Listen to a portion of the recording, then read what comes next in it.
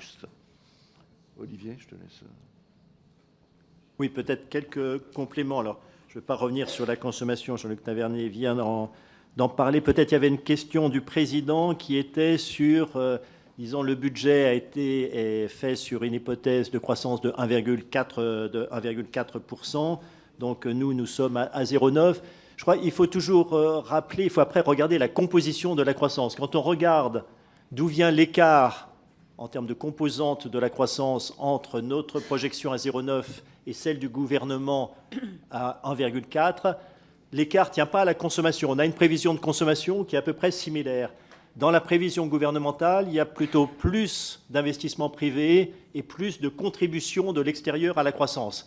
Mais si après je regarde ce qui compte pour les recettes en matière aussi bien donc, du côté fiscal que aussi du côté social, du point de vue cotisation sociale, on a une consommation qui est à peu près équivalente, donc pas de gros changements du point de vue de TVA, puisque je rappelle que l'investissement et l'extérieur, la contribution de l'extérieur, là, ne font pas de recettes de TVA, donc là, il n'y a pas de changement. Et du point de vue aussi de la masse salariale, on a des hypothèses qui sont pas très éloignées. Donc l'écart de croissance ne veut pas forcément dire que ça se retrouve au niveau des recettes, que ça se retrouve un pour un au niveau des recettes. Ensuite, sur les questions du rapporteur général, il y avait un peu la première question qui était de revenir sur 2023. Finalement, en 2023, donc j'ai dit tout à l'heure, on était à 0,3 initialement. Finalement, on est plutôt de l'ordre de 0,8, donc plus proche de la prévision gouvernementale. D'où vient l'écart? Je dirais 1. Et ça, je l'ai dit, c'est un phénomène qui n'est pas spécifique à la France, c'est mondial. Finalement, l'environnement mondial et donc la demande externe adressée à la France a été meilleure que ce qu'on craignait il y a 12-18 mois. Rappelez-vous, il y avait tout le débat, les craintes sur l'énergie, et notamment est-ce que l'Europe allait pouvoir passer les différents hivers avec ce type de crainte-là. Bon, la croissance américaine finalement, est nettement plus forte que prévu. La Chine, même si la Chine déçoit, mais il y a malgré tout toujours de la croissance en Chine. Donc, on a cet environnement extérieur. On a aussi, j'ai dit, la désinflation est un peu plus rapide que prévu, donc on a un peu plus de pouvoir d'achat.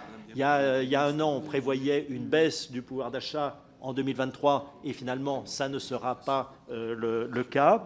Et puis, il y a eu deux éléments quand je compare avec notre prévision d'il y a un an, c'est qu'il y a plus l'investissement des entreprises a été plus résilient qu'attendu, donc il y a eu plus d'investissements, et il y a eu aussi plus de dépenses publiques, ce qu'on appelle dans les comptes nationaux la consommation publique. Il y a eu nettement plus de consommation publique, de dépenses publiques, que ce à quoi on s'attendait il y a un an. Donc ça, c'est pour expliquer les différences. Et puis la deuxième question, c'était un peu sur l'épargne, comment mobiliser l'épargne. Là, je voudrais peut-être faire une petite remarque préalable que je fais assez souvent. Le fait que le taux d'épargne des ménages reste très élevé, et beaucoup plus élevé que ce qu'il était avant Covid, et donc il y a une sorte de surcroît d'épargne des ménages, ne veut pas dire que dans l'économie française considérée dans son ensemble, il y a trop d'épargne.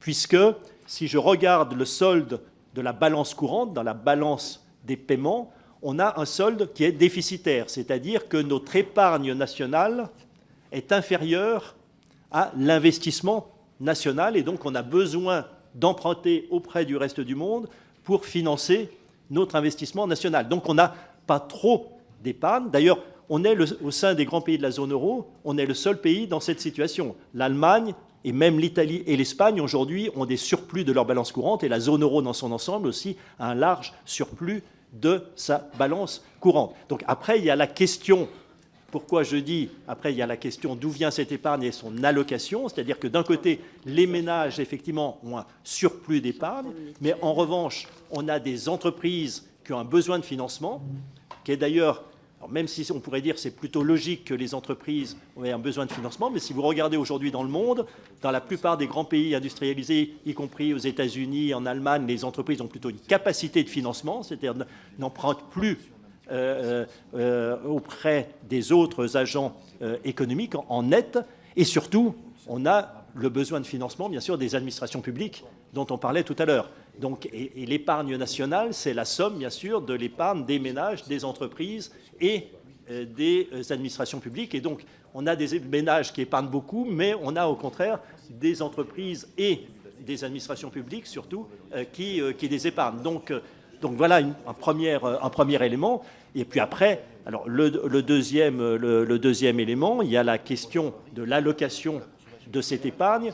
On voit une certaine évolution. C'est-à-dire que pendant la phase Covid, ce qu'on a appelé le surplus d'épargne Covid, c'était essentiellement des dépôts bancaires. Alors, qui dit dépôt bancaire, d'ailleurs, ne veut pas dire que ça ne finance pas l'économie, puisque ces dépôts-là vont financer des crédits en matière d'immobilier ou de PME. Mais aujourd'hui, il y a un mouvement où cette épargne-là, qui cherche un peu des rendements un peu plus élevés dans le contexte de la remontée des taux, est en train de se modifier un peu, mais il y a quand même un enjeu qui est d'ailleurs aussi un enjeu européen, qui est celui, et donc à la Banque de France, on pousse aussi, on rappelle toujours le besoin d'une union des marchés de capitaux ou d'une union de financement. Et ça, je crois qu'aujourd'hui, plus que jamais, on a besoin de cette union des marchés de capitaux au niveau européen, qui sera un moyen d'utiliser cette épargne pour financer l'innovation.